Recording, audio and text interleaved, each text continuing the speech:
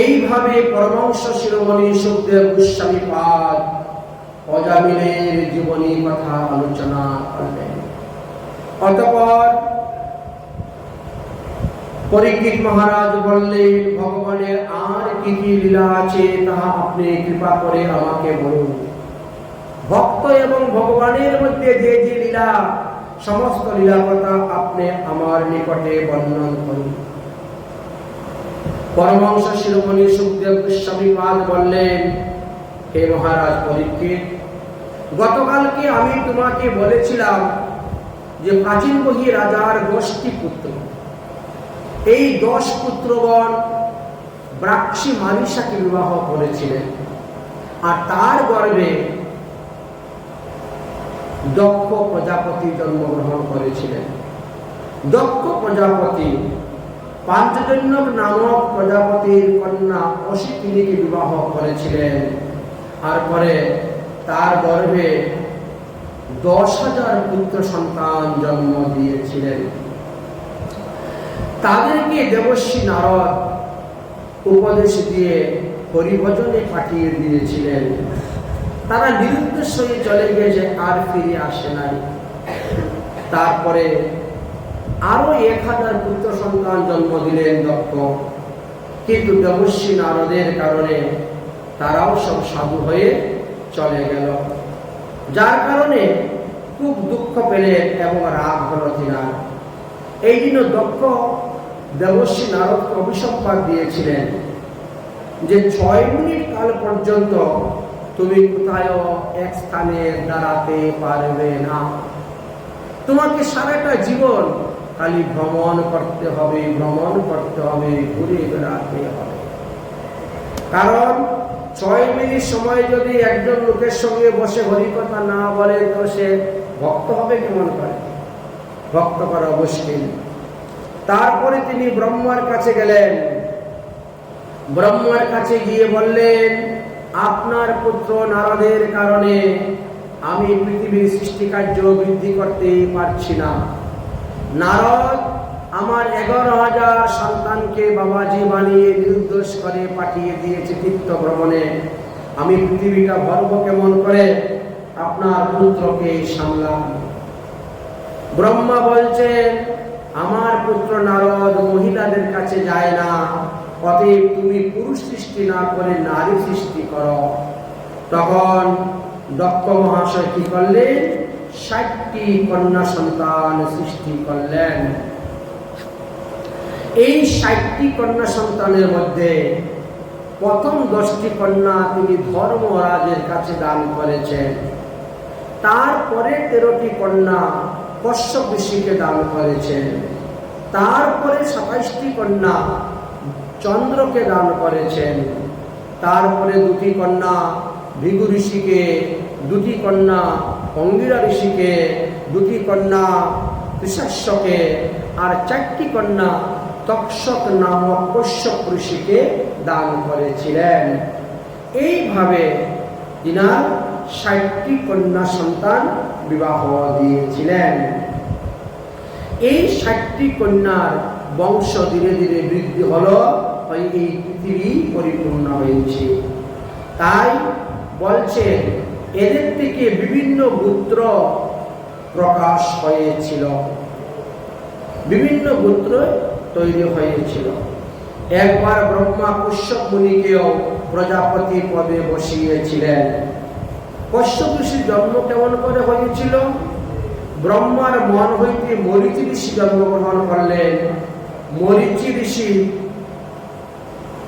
কর্দম ঋষির কন্যা কলাকে বিবাহ করেছিলেন, আর মরীচি ঋষির ঔরসে কলার গর্ভে কশ্যপ ঋষি আর পূর্ণিমা এই 2 পুত্র জন্মগ্রহণ করেছিল। কশ্যপ ঋষি একদা দক্ষের 13টি কন্যাকে বিবাহ করেছিলেন। কশ্যপ ঋষির ঔরসে অদিতির গর্ভ হইতে 12 জন দেবতা জন্মগ্রহণ করেছিলেন। এই 12 জন দেবতা হইতে 33 কোটি দেবতা জন্ম নিয়েছিল। আমাদের অনেকেই আমাদেরকে ভুল সিদ্ধান্ত দেয়। তারা বলে দেবতা 33 জন, কেউ বলে 33 প্রকার, কিন্তু শাস্ত্র অনুসারে 33 কোটি দেবতা আছেন। কারণ প্রতিটি মন্বন্তরে পৃথক পৃথক দেবতাদের নাম আছে। পরমহংস শিরোমণি সুখদেব গোস্বামী পাদ এই 8ম স্কন্ধেতে তিনি মন্বন্তর অবতার বর্ণন করে দিয়েছেন। সেখানে তিনি বলছেন যে কোন কোন মন্বন্তরে কতজন দেবতা সৃষ্টি হয়েছিল এবং কি কি নাম তাদের ছিল। ব্রহ্মার এক দিবসে 14 মন্বন্তর হয়, 14 জন ইন্দ্র, 14 রকম দেবতাই আছেন। আমরা গতকালকে আলোচনা করেছিলাম অগ্নি দেবতাই আমাদের 49 জন, ঠিক তেমনি ভাবে বায়ু দেবতাও আমাদের 49 জন আছেন। এত ভিন্ন আরো অন্যান্য দেবতা তো আছেই। সুতরাং দেবতা আমাদের 33 কোটি আছেন। এবার বললেন কশ্যপ ঋষির ঔরসী অদিতির গর্ভে 12 জন দেবতার জন্ম হয়েছিল, তার থেকে 33 কোটি দেবতা প্রকট হয়েছে। কশ্যপ ঋষির ঔরসী দ্বিতীয় স্ত্রী দিতির গর্ভ হইতে দৈত্যগণ জন্মগ্রহণ করেছিলেন। তার মধ্যে দৈত্যদের মধ্যে প্রধান দৈত্য ছিলেন হিরণ্যকশিপু, হিরণ্যকাশ্য। কশ্যপ ঋষির ঔরসে দনুর গর্ভে 61 প্রকার দানব সন্তান জন্মগ্রহণ করেছিলেন। কশ্যপ ঋষির ঔরসে কাষ্টার গর্ভে ঘোড়া আদি 1 ক্রূর বৈশিষ্ট্য প্রাণীগণ জন্মগ্রহণ করেছিলেন। কশ্যপ ঋষির ঔরসে অরিষ্টার গর্ভে সমস্ত গন্ধর্বরা জন্ম নিয়েছিলেন। কশ্যপ ঋষির ঔরসে সুরমার গর্ভে জাতধন্য নামক রাক্ষসরা জন্মগ্রহণ করেছিলেন। কশ্যপ ঋষির ঔরসে ইলার গর্ভে বৃক্ষ লতা বনস্পতিগণ জন্মগ্রহণ করেছিলেন। কশ্যপ ঋষির ঔরসে মুনির গর্ভে অপ্সরাগণ জন্মগ্রহণ করেছিলেন। কশ্যপ ঋষির ঔরসে ক্রুদবসার গর্ভে সর্প, বিছা আদি বিষাক্ত যুক্ত প্রাণীগণ জন্মগ্রহণ করেছিলেন। কশ্যপ ঋষির ঔরসে তামস্ত্রীর গর্ভেতে শুল, গ্রীক আদি পক্ষীগণ জন্মগ্রহণ করেছিলেন। কশ্যপ ঋষির ঔরসে সুরভির গর্ভে গু, মহিষ আদি 2 ক্রূর বৈশিষ্ট্য প্রাণীগণ জন্মগ্রহণ করেছিলেন। কশ্যপ ঋষির ঔরসে সুরমার গর্ভে বাঘ, সিংহ আদি হিংস্র প্রাণীগণ জন্মগ্রহণ করেছিলেন। কশ্যপ ঋষির ঔরসে তিমির গর্ভে জলজন্তু প্রাণীগণ জন্মগ্রহণ করেছিলেন।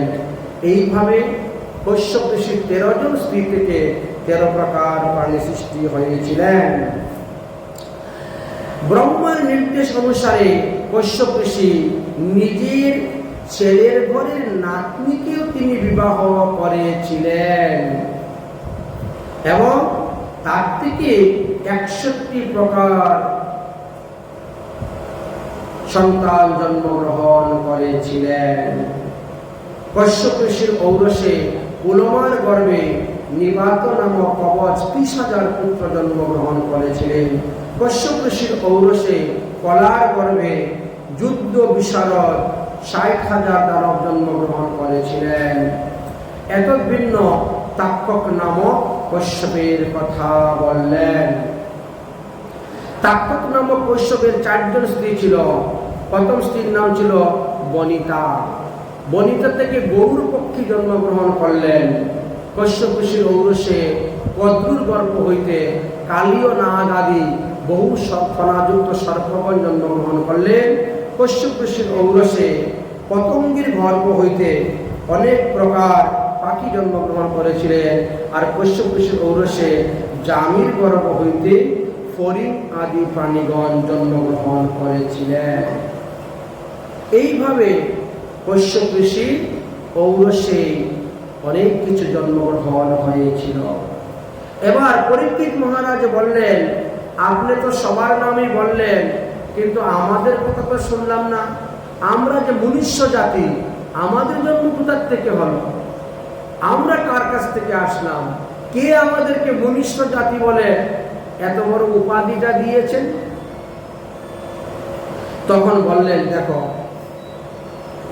সূর্য 12 জন, দ্বাদশ আদিত্যের মধ্যে অর্যমা নামে যে আদিত্য ছিল, সেই অর্যমা নামক আদিত্যের মাতৃকা নামক স্ত্রীর গর্ভ হইতে চুষিনী নামক বহু পুত্র জন্মগ্রহণ করেছিলেন। তারা বহু জ্ঞান বিশারদ ছিলেন। এই জন্য ব্রহ্মা এসে বলল, এরা হলো মনুষ্য জাতি। সেই থেকে আমরা মনুষ্য জাতিরূপে পরিচিত। যাই হোক, এইভাবে মনুষ্য জাতির কথা বললেন।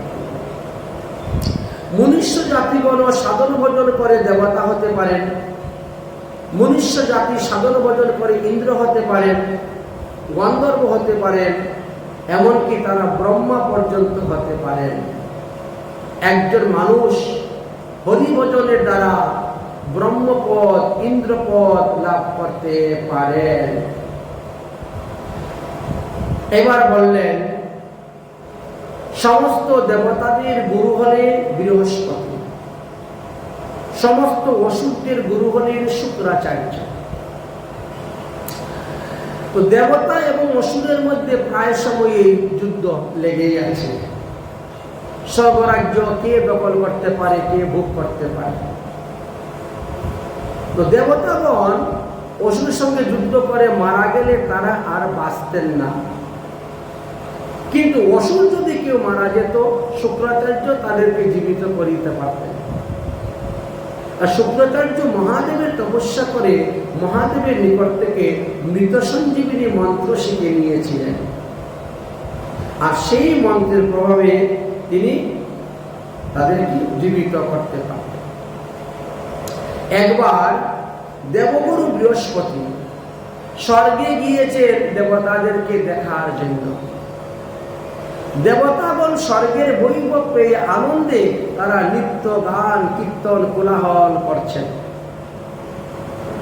বৃহস্পতি দরজার সামনে গিয়ে দাঁড়িয়েছেন। বৃহস্পতিকে দেখা সত্ত্বেও ইন্দ্র আসন থেকে উঠে দাঁড়ালো না, দণ্ডবত প্রণাম করল না, কোন রকমের আদর অভ্যর্থনা দেখালো না।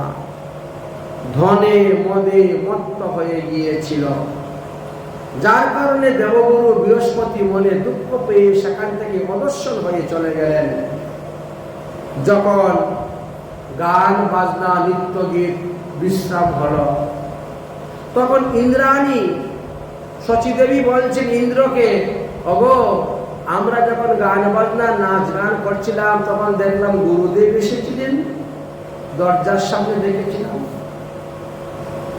ইন্দ্র বলছে, হ্যাঁ, আমিও তো দেখেছি, তিনি হয়তো অতিথি ভবনে আছেন। চলো অতিথি ভবনে গিয়ে দেখি। অতিথি ভবনে যাওয়ার পরে গুরুদেবকে আর পাওয়া গেল না। এদিকে জ্ঞানের দ্বারা দৈত্যগুরু শুক্রাচার্য জানতে পারলেন দেবগুরু বৃহস্পতি দুঃখ পেয়ে অদর্শন হয়ে চলে গেছেন। শুক্রাচার্য বলছেন, এই তো সুযোগ, গুরুরুষ্ট হইলে কৃষ্ণ রাখিবারে নাই। এবার যাও, স্বর্গ আক্রমণ করো। ভগবান শ্রীকৃষ্ণ তাদেরকে রক্ষা করার জন্য আসবে না, বিষ্ণু আর দেবতাদেরকে রক্ষা করতে আসবেন না, কারণ গুরু রুষ্ট হয়ে চলে গিয়েছে। তাই সমস্ত অসুরগণ আসে স্বর্গে হানা করলেন। সেই যুদ্ধে দেবতারা পরাজিত হয়ে গেলেন। দেবতাগণ মনুষ্য রূপ ধারণ করে পৃথিবীতে বিচরণ করছেন, আর অসুরেরা স্বর্গরাজ্য দখল করে বসে আছে। কিন্তু এইভাবে কতদিন পৃথিবীতে বিচরণ করবে মনুষ্য রূপ ধারণ করে দেবতারা? তাই তারা ব্রহ্মার কাছে গেলেন। ব্রহ্মা বললেন, যেভাবে হোক গুরুকে খুঁজে বের করে নিয়ে আসো, তিনার সেবা পূজা করে তাকে সন্তুষ্ট করো। গুরু সন্তুষ্ট হলেই তোমাদের হারানো রাজ্য তোমরা আবার ফিরে পাবে। দেখো, একটা নিয়ম আছে, গুরুদেব যদি তোমার গ্রামে থাকেন তাহলে তোমার কর্তব্য হলো প্রতিদিন গিয়ে একবার গুরু দর্শন করা। বুঝলেন? গুরুদেব যদি তোমার বাড়ি থেকে 7 ক্রুশ দূরে থাকেন, মানে 21 কিলোমিটার দূর, তাহলে সপ্তাহে একদিন যাবে গুরুদেবকে দর্শন করার জন্য। গুরুদেব যদি তোমার বাড়ি থেকে 50 কিলোমিটার দূরে থাকে, তুমি মাসে একবার যাবে গুরুদেবকে দর্শন করার জন্য। গুরুদেব যদি তোমার বাড়ি থেকে 1000 কিলোমিটার দূরে থাকেন, তাহলে অন্তত বৎসরে একবার তো যাবে গুরুদেবকে দর্শন করার জন্য। একটা নিয়ম। আর গুরুদেব দরজার সামনে এসে দাঁড়িয়েছেন, অথচ তোমরা তাকে দেখা মাত্র দণ্ডবত প্রণাম করলে না। গুরুদেবকে দর্শন মাত্রই দণ্ডবত প্রণাম করা। গুরুদেবের দুষ্গুণ বিচার করা শিষ্যের কোনো অধিকার নাই। গুরুর বিক্রিয়া যদি দেখো কখন, তথাপিও অবজ্ঞা নাহি কর কদাচন। এটি মহাজনগণ।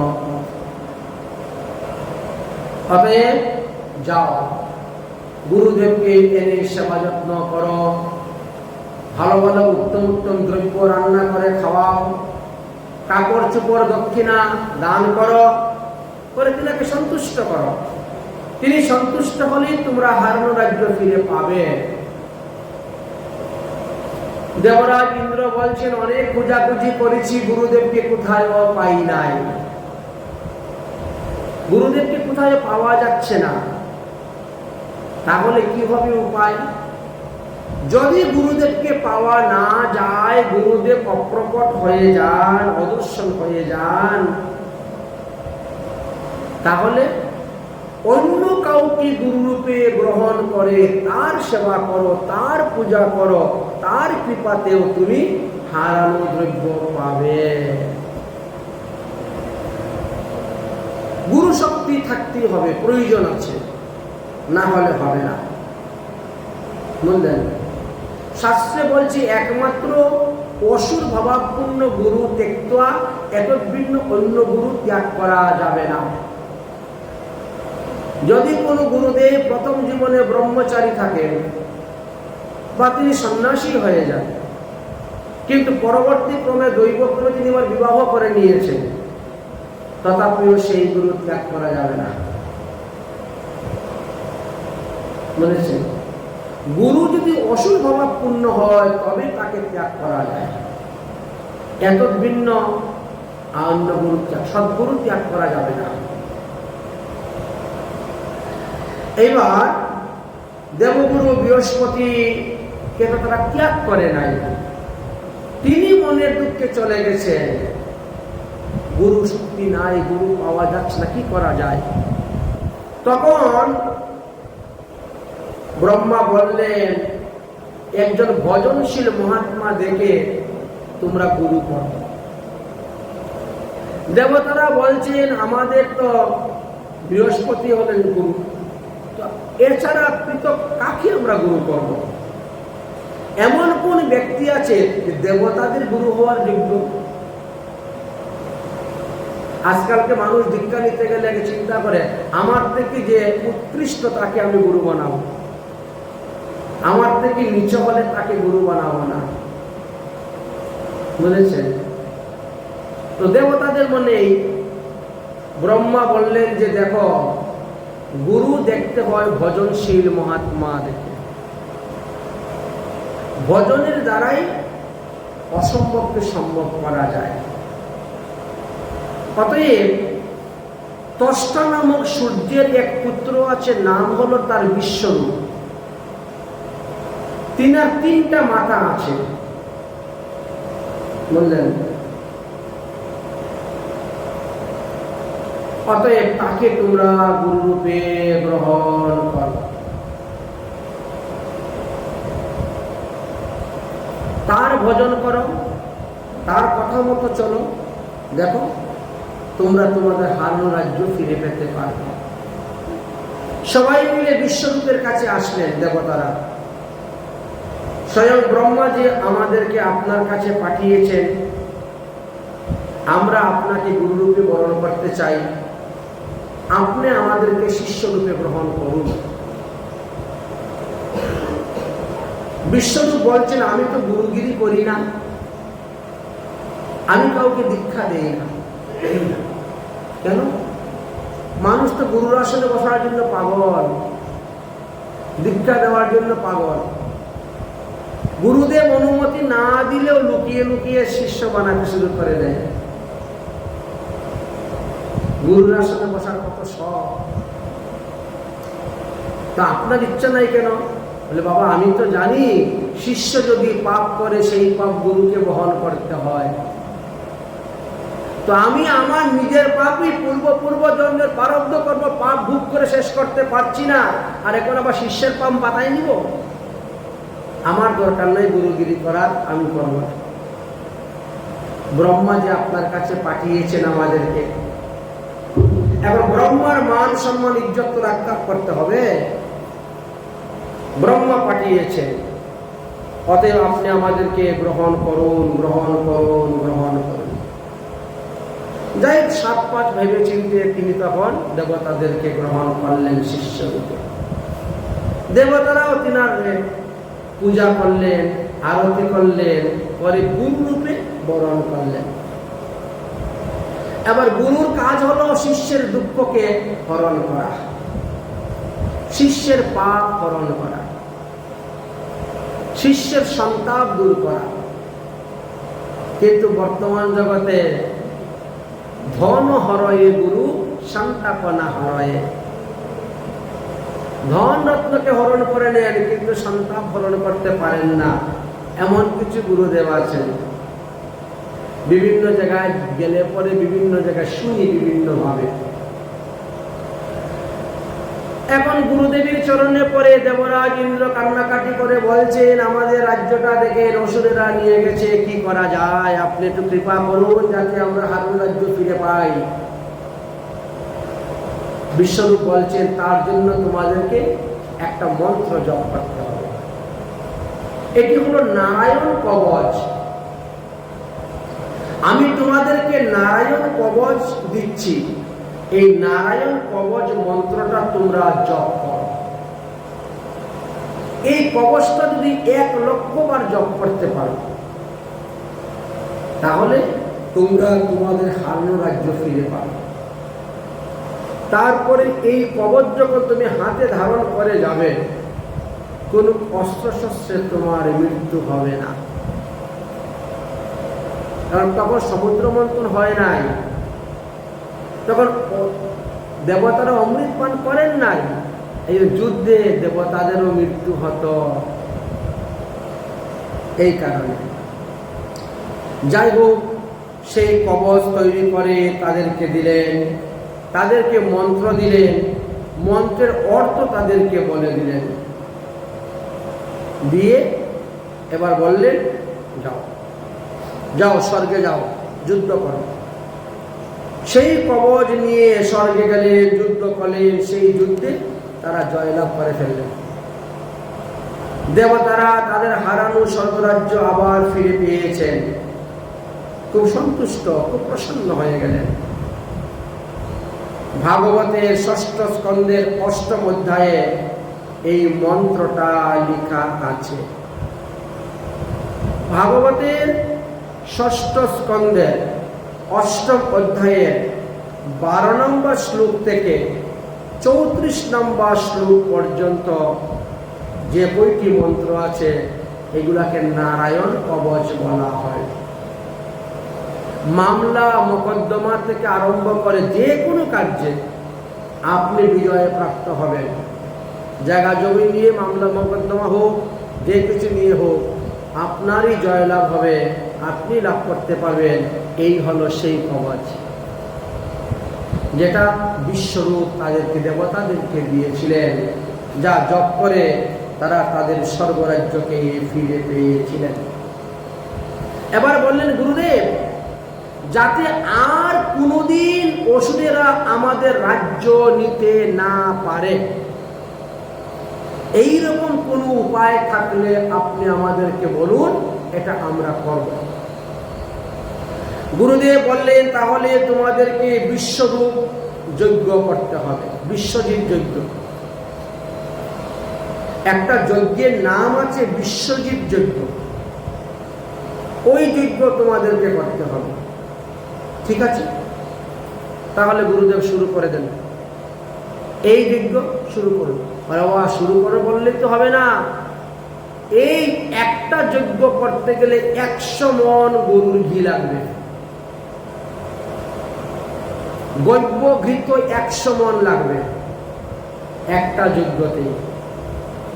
সেই ব্যবস্থা যদি করতে পারো তাহলে আমি করব যজ্ঞ, দেখবেন আর কোনোদিন অসুরেরা নিতে পারবে না তোমাদের। দেবরাজ ইন্দ্র তখন ব্যবস্থা করলেন, ঘিয়ের ব্যবস্থা শুরু হলো। যজ্ঞ যখন শুরু হলো তখন তিনি মন্ত্র উচ্চারণ করে করে দেবতাদেরকে যজ্ঞের ভাগ দিতে শুরু করলেন। কিন্তু মধ্যে মধ্যে তিনি কি করতেন, অসুরদেরকেও যজ্ঞের ভাগ দিতেন। কারণ তিনার বাবা ছিলেন দেবতা, মা ছিলেন অসুরের কন্যা। তাই অসুরের গোষ্ঠী, অসুরের বংশসপ্ত মামার গোষ্ঠী, মামার দল, মামারাই স্বর্গ দখল করেছিল দেবতাদের কাছ থেকে, মামাদের কাছ থেকে এনে দেবতাদেরকে দিয়েছেন। এই জন্য মামাদের প্রতি তিনার একটা ভালোবাসা আছে। তো দেবতাদের নামে যখন যজ্ঞের আহুতি দিন তখন জুড়ে বলছে ইন্দ্রায় স্বাহা, জুড়ে বলছেন। আর মামাদের নামে, অসুরদের নামে দিলে আস্তে আস্তে মন্ত্র বলে দিয়ে দেন স্বাহা। এখন এই সংবাদটা তো শুনে নিয়েছে দেবতারা, গিয়ে দেবরাজ ইন্দ্রকে বলে দিয়েছেন আমাদের গুরুদেব তো 2 নম্বরই কাজ করতেছেন। আমাদের যজ্ঞ অসুরদের নামে আহুতি প্রদান করতেছেন, অসুরদেরকে দিচ্ছেন। তিনি যে কেন দিচ্ছে সেটা তিনি জানেন, কিন্তু ইন্দ্র সেটা বুঝতে রাজি নয়। অসুররা আমাদের চিরশত্রু, তাদেরকে কেন যজ্ঞের ভাগ দেওয়া হবে? এটি হলো তার মন। এই জন্য ইন্দ্র তার প্রধান অস্ত্র সে বজ্র হাতে করে নিয়ে এসে উপস্থিত গুরুদেবের পিছনে দাঁড়িয়ে আছে। তিনি তো তিনার মতো যজ্ঞ করছেন, মন্ত্র বলছেন স্বাহা। ইন্দ্র যখন শুনতে পেল অসুরদের নামে দিচ্ছেন, সঙ্গে সঙ্গেই গুরুদেবের 3টা মাথা কেটে দিয়েছে। বিশ্বরূপকে বধ করল, 3 মাথা কেটে দিল। এবার সঙ্গে সঙ্গে ব্রহ্মহত্যা রূপী পাপ উঠে গেল, উঠে ইন্দ্রকে ধরবে। ব্রহ্মহত্যা পাপ, গুরুহত্যা পাপ ধরার জন্য রওনা হয়েছে। ইন্দ্র তখন স্বর্গরাজ্য পালিয়ে দৌড়তে শুরু করেছে, স্বর্গরাজ্য ছিল। কিন্তু দৌড়ে যাবেন কোথায়? তিনি যেদিকে যাচ্ছে তিনার পিছনে পিছনে সেই ব্রহ্মহত্যা রূপী পাপ যাচ্ছে ধরার জন্য। দৌড়তে দৌড়তে তিনি ব্রহ্মার কাছে গিয়ে উপস্থিত হয়েছেন। ব্রহ্মার কাছে সমস্ত ঘটনা খুলে বললেন। ব্রহ্মা বলছেন এই গুরুহত্যা পাপ থেকে তো মুক্তির কোনো উপায় নেই। এক কাজ করো, তোমার এই পাপকে বিভিন্ন জায়গায় ভাগ করে দিয়ে দাও, তাহলে তুমি নিষ্পাপ হয়ে যাবে। যদি কেউ তোমার পাপ গ্রহণ করে নেয় তাহলে তুমি নিষ্পাপ হয়ে যাবে। তাই নাকি? হ্যাঁ, ঠিক আছে। এই জন্য দেবরাজ ইন্দ্র প্রথমে আসলেন পৃথিবী দেবীর কাছে। পৃথিবী দেবী, ভূমি মাতা, তুমি আমার একবার পাপ গ্রহণ করো। তোমার পাপ গ্রহণ করলে আমার কি লাভ? আমি তোমাকে বরদান দিব, মানুষ তোমাকে যতই খোদাই করুক না কেন তুমি আবার ভরে যাবে। আপনি একটা পুকুর খোদাই করুন, 7 হাত, 8 হাত, 10 হাত গভীর করে খোদাই করুন, কয়েক বছর পরে যাবো এটা ধীরে ধীরে ভরে যাচ্ছে অটোমেটিক। এটি ইন্দ্রের বরদান। এই যে নদীগুলা দেখেন না, সব ভরে যাচ্ছে। কত গভীর নদী ছিল, কত স্রোত ছিল, কত বড় নদী ছিল, এখন খাল হয়ে যাচ্ছে নদীগুলো। ইন্দ্রের বরকত। পৃথিবী দেবী তখন তার এক ভাগ পাপ গ্রহণ করে নিলেন। সঙ্গে সঙ্গে বেশ কিছু মাটি ঊষর বর্ণ হয়ে গেল। কি আমার এই মাটিগুলো এরকম হলো কেন ঊষর বর্ণ? বলে ওটা ব্রহ্মহত্যা পাপ। ওর মধ্যে কোনো বীজ লাগালে গাছ হবে না, এটা পরিচয় ব্রহ্মহত্যা পাপ। এবার গেলেন জলের কাছে, হে জল, তুমি আমার এক ভাগ পাপ গ্রহণ করো, আমি তোমাকে বরদান দিব, তুমি হবে মানুষের জীবন। জলই জীবন, তুমি সবার সঙ্গে মিশতে পারবে, তোমার বিশাল শক্তি, বাড়িঘর ভাঙ্গে ভাসিয়ে নিয়ে চলে যেতে পারবে, আমি তোমাকে বরদান। তুমি ছাড়া প্রাণীর কোনো গতি নেই, ঠিক আছে, তাহলে তোমার এক ভাগ পাপ নিয়ে নিলাম। যেই বলছে এই জলের মধ্যে ফেনা, সাবানের ফেনা, দেখেছেন? জলকে এরম এরম করে করবেন, দেখবেন জল থেকে একটা ফেনার মতো উঠবে, ওই ফেনাটাই হলো ব্রহ্মহত্যা পাপ। সমুদ্র ফেনা বলি না আমরা, বিভিন্ন রোগের কাজে লাগে, সমুদ্র থেকে আনে সমুদ্র ফেনা, ব্রহ্মহত্যা পাপ। এবার আরেক ভাগ পাপ গেলেন বৃক্ষের কাছে, হে বৃক্ষগণ, তোমরা এক ভাগ পাপ আমার গ্রহণ করো। তোমার পাপ গ্রহণ করলে আমাদের কি লাভ? দেখো এখন তো তোমাদের মাথা কাটলে তোমরা মরে যাও, তখন বৃক্ষগণের মাথা কাটলে বৃক্ষরা মরে যেত। আমি তোমাদেরকে বরদান দিব, তোমাদের মাথা কাটলে ওখান থেকে 2 মাথা বেরিয়ে যাবে, আবার ওখানে মাথা কাটলে আবার 2 মাথা বেরিয়ে যাবে, আবার ওখানে মাথা কাটলে আরো 2 মাথা বেরিয়ে যাবে। তোমাদের শাখা পোশাকায় তোমরা পূর্ণ হয়ে যাবে, মাথা কাটলে তোমাদের মৃত্যু হবে না। আমি তোমাদেরকে এই বরদান দিব, যদি আমার এক ভাগ পাপ তোমরা গ্রহণ করো। সঙ্গে সঙ্গে বৃক্ষগণ রাজি হয়ে গেলেন, ঠিক আছে ঠিক আছে, আমরা এক ভাগ পাপ আপনার গ্রহণ করলাম। এবার কি হয়েছে? গাছ থেকে আঠা বেরোতে শুরু হয়েছে। এ কি, আমার গাছ থেকে আঠা বেরোচ্ছে কেন? বলে ওটাই তো ব্রহ্মহত্যা পাপ, এই হলো ব্রহ্মহত্যা পাপ। এবার আরেক ভাগ পাপ তো রয়ে গেছে, সারা দুনিয়া ঘুরে বেড়াচ্ছেন, কত লোকের কাছে যাচ্ছেন, কেউ সেই ভাগ নিতে রাজি নয়। এবার এই অবলা রমণীদের কাছে গেলেন, ওহে নারীগণ, তোমরা যদি আমার এক ভাগ পাপ গ্রহণ করো, আমি তোমাদেরকে বরদান দিব, আহারে দ্বিগুণ, বুদ্ধিতে 4 গুণ, সাহসে 6 গুণ, কামেতে 8 গুণ বরদান দিব, তোমরা যদি এক ভাগ পাপ আমার গ্রহণ করো। তারা এই লোভে পড়ে তারা রাজি হয়ে গেলেন, এক ভাগ পাপ গ্রহণ করলেন। সঙ্গে সঙ্গেই তারা রজস্বলা হয়ে গেলেন। একই অবস্থা, বলে এটাই ব্রহ্মহত্যা পাপ, এটা হলো তোমাদের ব্রহ্মহত্যা পাপ। প্রতি মাসে মাসে তোমাদেরকে এই ব্রহ্মহত্যা পাপ ভোগ করতে হইবে। প্রথম দিন চণ্ডালিনীর মতন তোমরা অপবিত্র থাকবে, তোমরা ভগবত সেবা পূজা থেকে বঞ্চিত। দ্বিতীয় দিবসে প্রথমে অন্নি চণ্ডাল, দ্বিতীয় ব্রহ্মঘাতিনী, আমি যে ব্রাহ্মণ সন্তান গুরুদেবকে বধ করেছি, সেই পাপে পাপিনী তোমরা, তাই ভগবত সেবা পূজা থেকে বঞ্চিত। তৃতীয়ত শূদ্রাণী, এই 3 দিন তোমাদের হাতের রন্ধন অন্ন যে খাইবে সেই নরকে যাইবে। তোমরা এই 3 দিন যে বাসনে অন্ন গ্রহণ করবে, খাওয়া দাওয়া করবে, সেই বাসন পর্যন্ত ভগবত সেবা পূজার কাজে লাগবে না। আর এই 3 দিন তোমরাও ঠাকুর সেবা থেকে বঞ্চিত, ঠাকুর ঘরে প্রবেশ করতে পারবে না, ঠাকুরের কোনো বাসন কুসন স্পর্শ করা, খাওয়া দাওয়া সবকিছু রকম রান্না বান্না বন্ধ। চতুর্থে স্বামীর জন্য শুদ্ধ হবে, আর পঞ্চমে বৈদিক কাজের জন্য তোমরা শুদ্ধ হতে পারবে।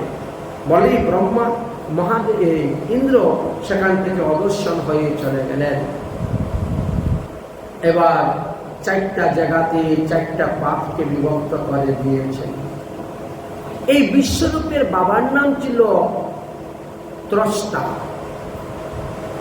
ত্রষ্টা চিন্তা করলেন দেবতা কত বড় স্বার্থপর, হ্যাঁ,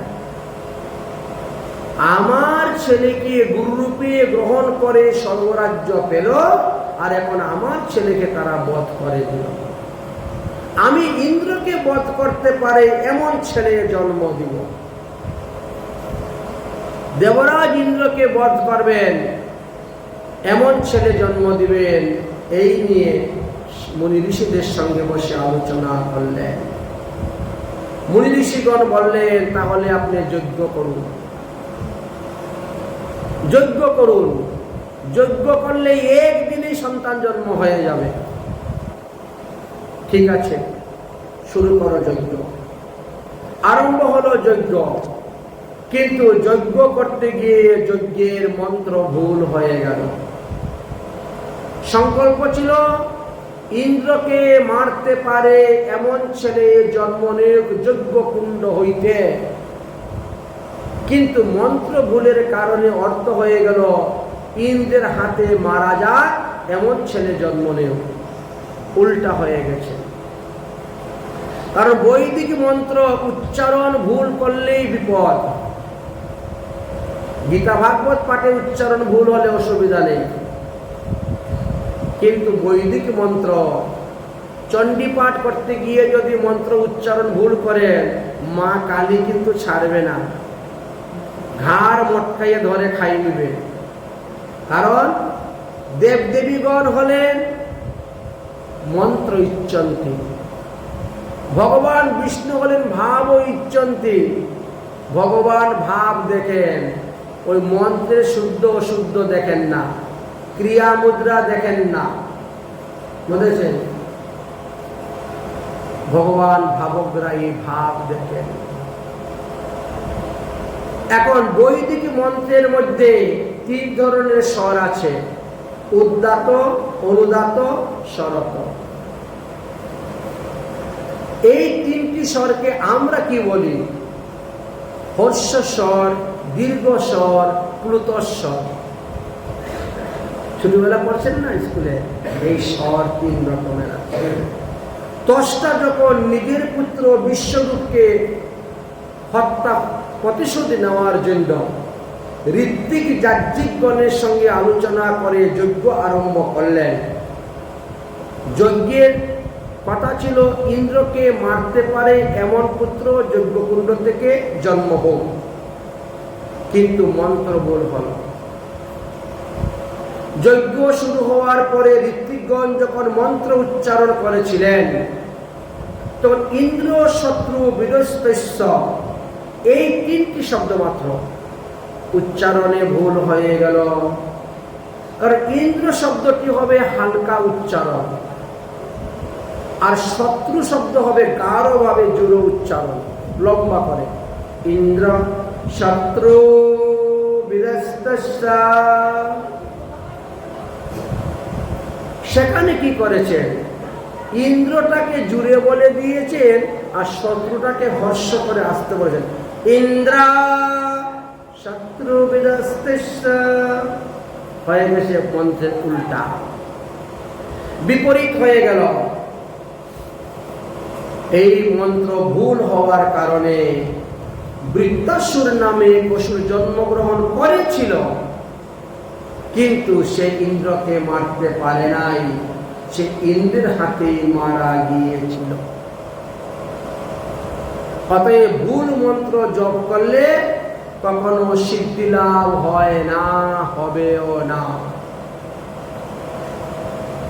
কখনো ভুল মন্ত্র জপ করবেন না। অনেকেই বলা হয়, বাবা তোমার দীক্ষা হয়েছে? হ্যাঁ, আমার বিয়ের পরের দিনই তো দীক্ষা হয়ে গেছে। কারণ শাশুড়ি তো অধিক কীর্তন থাকলে তো আমার হাতে খাবেন না, এই জন্য শাশুড়ি কিনার গুরুদেবকে এনে আমাকে দীক্ষা মন্ত্র দেওয়াইছে। তুমি কি দীক্ষা পেয়েছো, কত করে দীক্ষা পেয়েছো? বলে তা তো জানি না। তুমি কি দীক্ষা মন্ত্র জপ করো? কেউ বলে না, এগুলো মনে নেই, করি টরি না। কেউ বলে মনে আছে, তো জুরাতালি লাগিয়ে একটা মন্ত্র বলে দেয়, ওদিকের কিছু, ওদিকের কিছু, এদিকের কিছু, বলেছেন।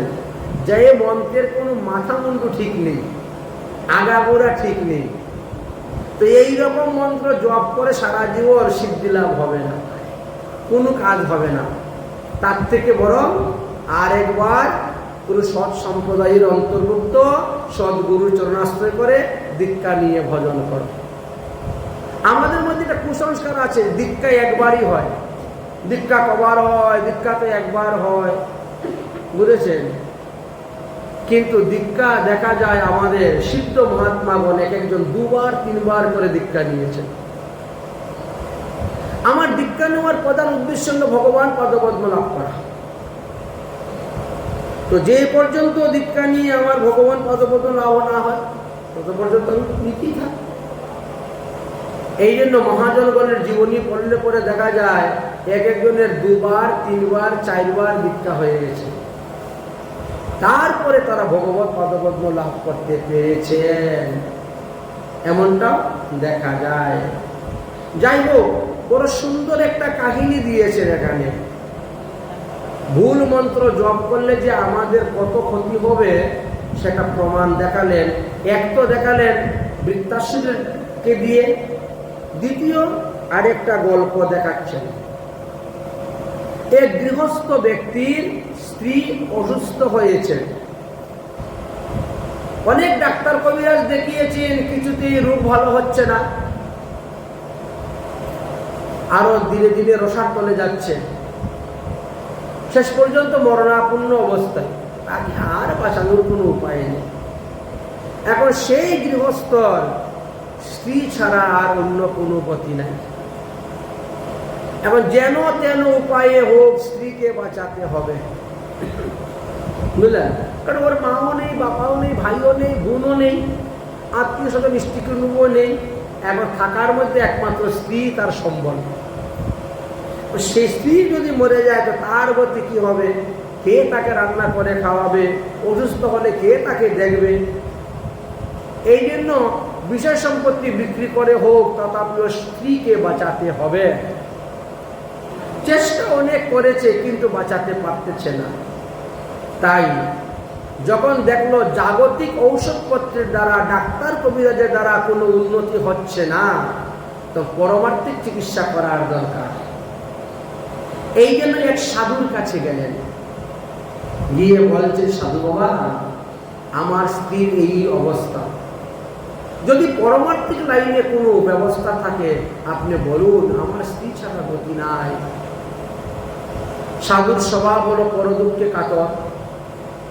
সাধু তখন অনেক গ্রন্থ ঘাটাঘাটি করে একখানা মন্ত্র পেলেন, বললেন যে এই মন্ত্রটা তুমি জপ করো। লেখাপড়া জানো? বলে না, আমি মূর্খ মানুষ, লেখাপড়া জানি না।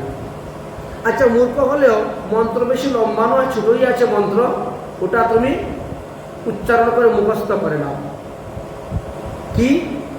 ভার্যাম রক্ষতি ভৈরবী, এই 3 মন্ত্র। 3, ভার্যাম রক্ষতি ভৈরবী। ভার্যাম মানে স্ত্রী, রক্ষতি মানে রক্ষা করো, ভৈরবী মানে মা কালী বা দুর্গা, ভৈরব রূপ আছে। হে মা কালী বা হে মা দুর্গা, তুমি আমার স্ত্রীকে রক্ষা করো। কারণ দুর্গা হলেন দুর্গতি নাশিনী। তিনার মন্ত্র জপ করলে মানুষের দুর্গতি দূর হয়। এই জন্য অনেকেই দেখবেন না, ঘর থেকে বেরোবার সময় দুর্গা দুর্গা দুর্গা বলে বেরোয়। তো আমাদের বৈষ্ণবের হলো বামন দেব, গমনে বামনের চৈব, বামন দেবায় নমঃ। কিন্তু অবৈষ্ণব যারা, এরা দুর্গা দুর্গা বলে রওনা হয়। চৈতন্য ভাগবত গ্রন্থে লেখা আছে, মহাপ্রভুর বিয়ে ঠিক করার জন্য যখন ঘটক যাচ্ছিল, শচী মায়ের কাছ থেকে অনুমতি নিয়ে দুর্গা দুর্গা দুর্গা বলে ঘর থেকে বেরোচ্ছে। বলেছেন দুর্গা হলেন দুর্গতি নাশিনী।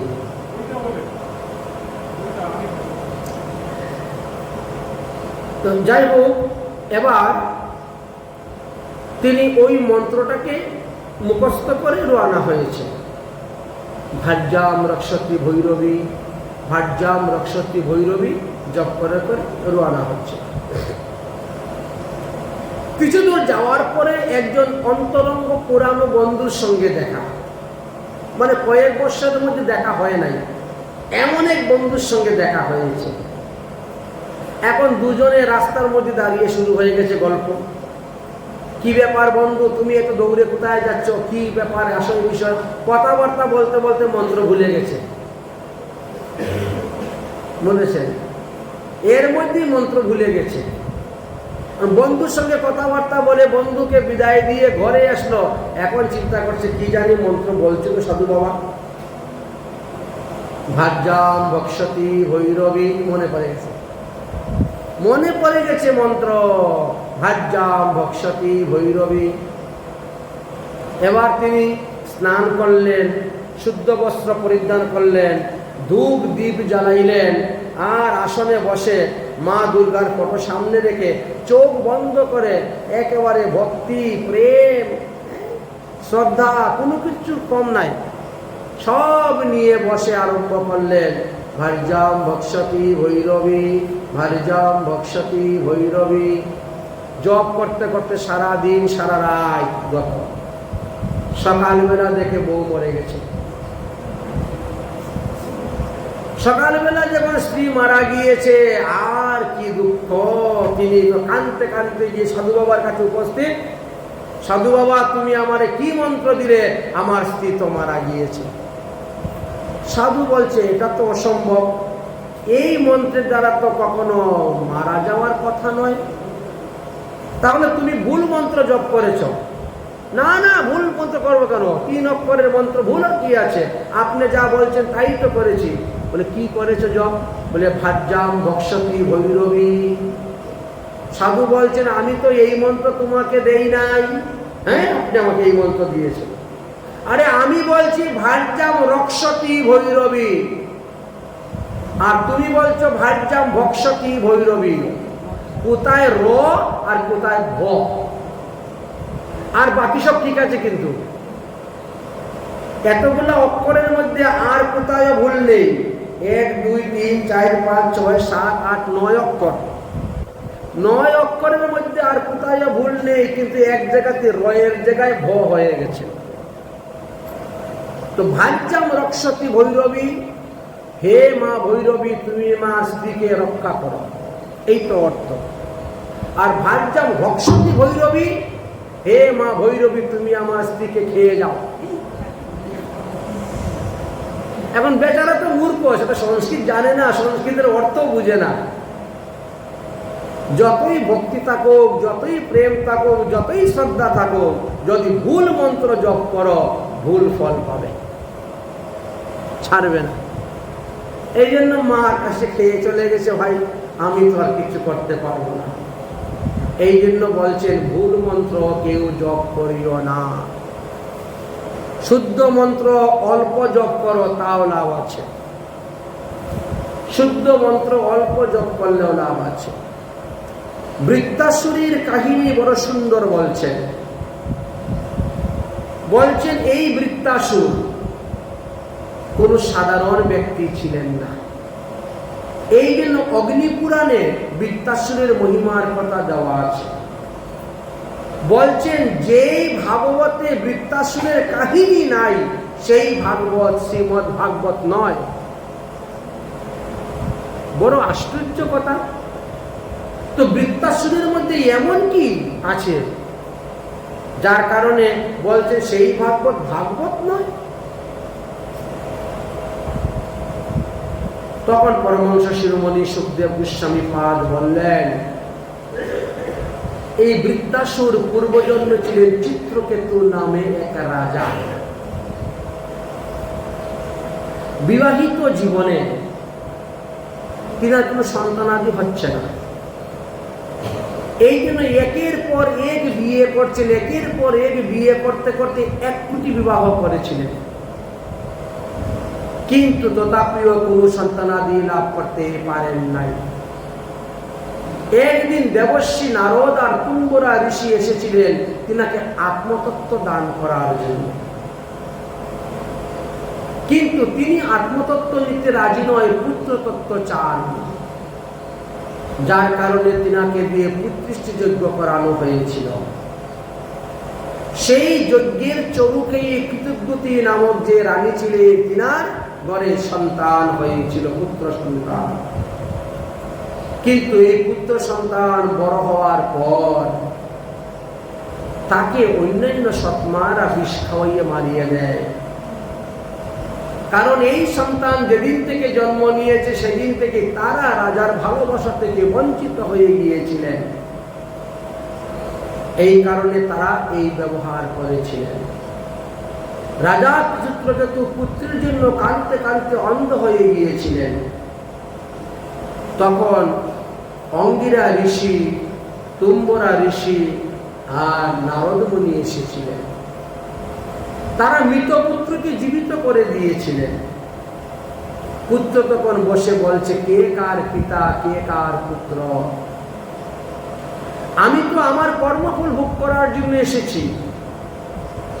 যতদিন তোমার ঘরে থাকার কথা ছিল ততদিন তোমার ঘরে ছিলাম। তোমার ঘরের কাজ আমার শেষ, আমার কর্মফল ভোগ শেষ, আমি চলে যাচ্ছি। এই বলে শিশু নীরব হয়ে গেল।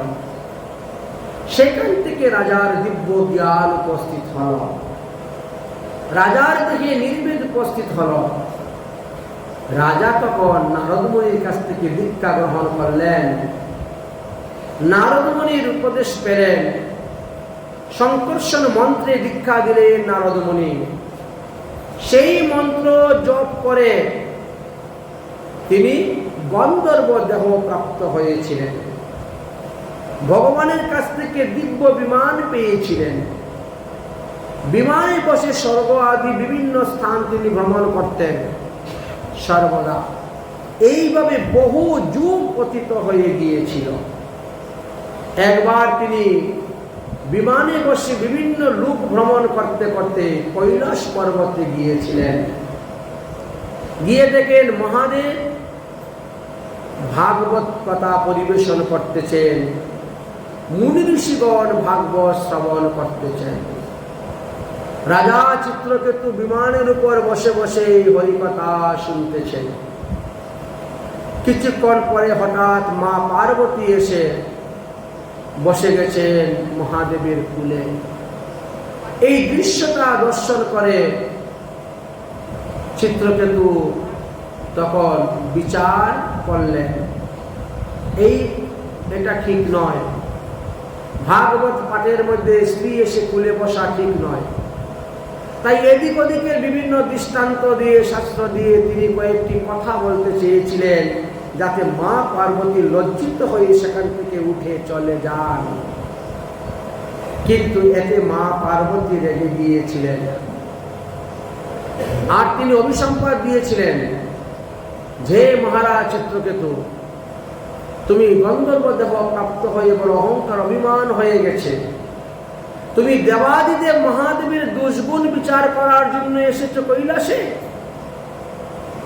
অতএব আমি তোমাকে অভিসম্পাদ দিলাম, যাও তুমি অসুর যোনি প্রাপ্ত হও। রাজা চিত্রকেতু মা পার্বতীর অভিশাপের কারণে তিনি অসুর যোনি হয়ে এসেছিলেন এই বৃত্তাসুর রূপে।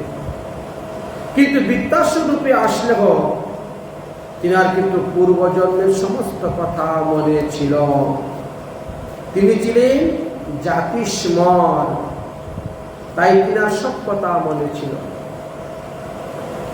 বৃত্তাসুর এমন অসুর ছিলেন যে দেবরাজ ইন্দ্র যুদ্ধ করে তিনার সঙ্গে তিনাকে পরাজিত করতে পারে নাই। তিনি দেবরাজ ইন্দ্রকে ধরে গিলে ফেলেছিলেন, খেয়ে নিয়েছিলেন। দেবরাজ ইন্দ্র বজ্রের দ্বারা তিনার পেট কেটে আবার বেরিয়ে এসেছিল। এতে ইন্দ্রেরও মৃত্যু হলো না, আর বৃত্তাসুরেরও মৃত্যু হলো না। বৃত্তাসুর স্বর্গরাজ্য দখল করে স্বর্গের ইন্দ্র সিংহাসনে বসে গিয়েছিলেন। দেবতারা সব নিরুপায় হয়ে পৃথিবীতে ভ্রমণ করছিলেন। বৃত্তাসুরকে মারার উপায় হলো একটাই। নৈমিষারণ্যে দধিচি কুণ্ডের তীরে মহামুনি দধিচি বাস করতেছেন। তিনার অস্থি এনে বিশ্বকর্মাকে দিয়ে যদি বজ্র তৈরি করা হয়, সেই বজ্রের আঘাতে বৃত্তাসুর মরবে, না হলে অন্য কোনোভাবে মারা যাবে না।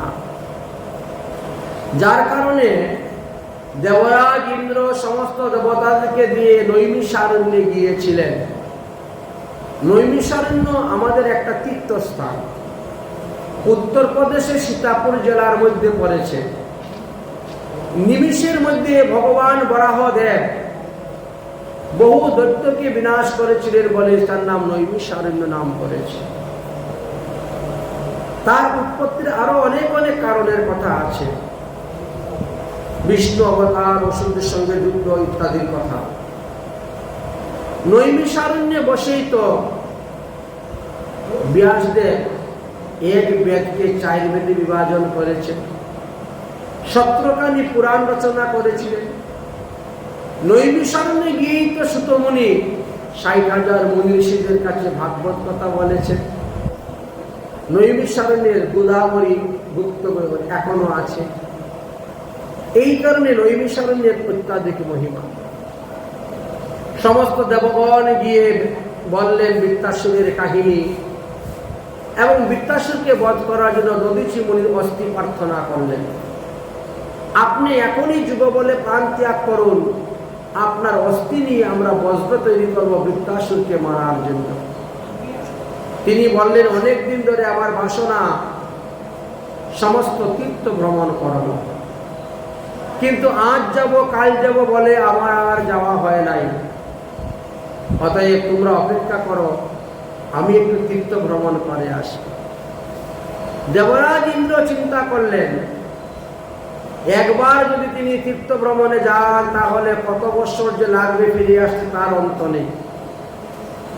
তত বৎসর আমরা মনুষ্য রূপ ধারণ করে পৃথিবীতে বিচরণ করা সম্ভব নয়। অতএব আপনাকে সমস্ত তীর্থে ভ্রমণ করতে যেতে হবে না, সমস্ত তীর্থকে আমি নিয়ে আসতেছি নৈমিষারণ্যে।